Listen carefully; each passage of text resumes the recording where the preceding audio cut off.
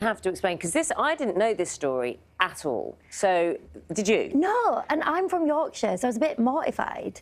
But it's not a famous story, and like I think you were just saying, it's biggest fraud. Yeah, biggest financial crime in British history, pound for pound. Yeah. So because it's something like diddled the economy out of £3.5 million, I think, was the equivalent. Yeah, equivalent to £3.5 million worth of forged coins. Now they were called. Let's explain who these people are.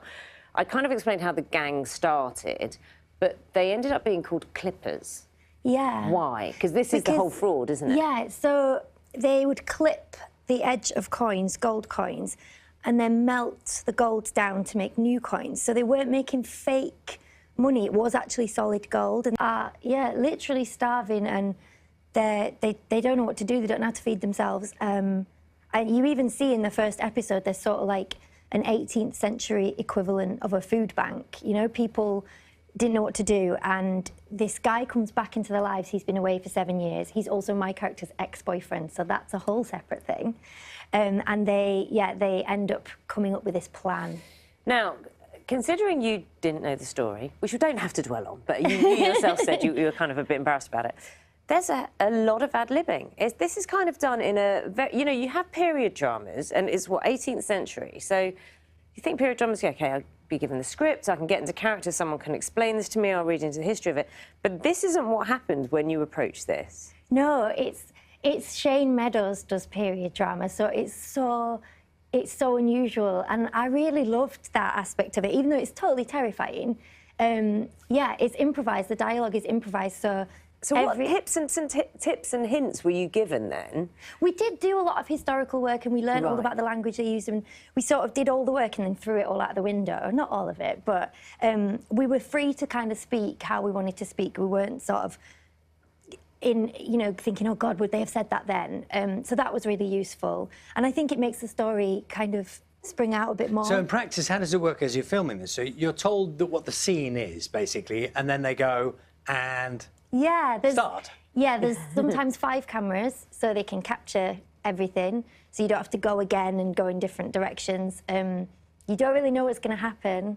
You see what happens. Presumably, whilst that is great creatively, I can also imagine it, presumably, just sometimes it doesn't work. I mean, you must have a scene where it doesn't go anywhere, or there isn't the right dynamic. There's an outline, and Shane knows what he's trying to get. You know, he's got his eye on everything, and he's got a narrative in his head, but we don't have to concern ourselves too much with that. Is it a much longer process than, you know, having the script and getting the script right? Yeah, I suppose. It's just totally different. One of the things that's amazing is when you go home at night, you don't have any lines to learn. You don't have to think about that. You don't have any at all? No. You just got an outline that you'd get told in the morning?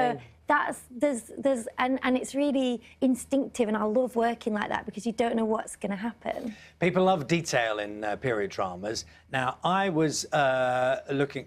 I don't always look at shoes, but ladies' shoes, I think, were very uncomfortable in those days, weren't they? Were you wearing clogs?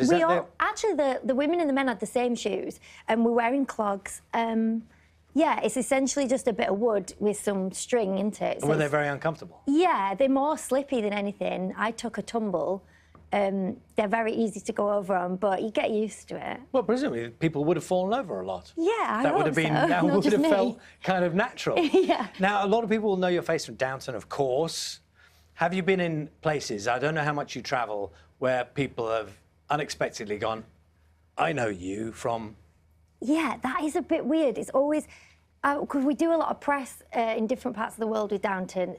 And the beginning of Gallows, Paul, is not for the squeamish, is it? Because it's very real, what happens, isn't it? I can't tell whether what you're talking about the...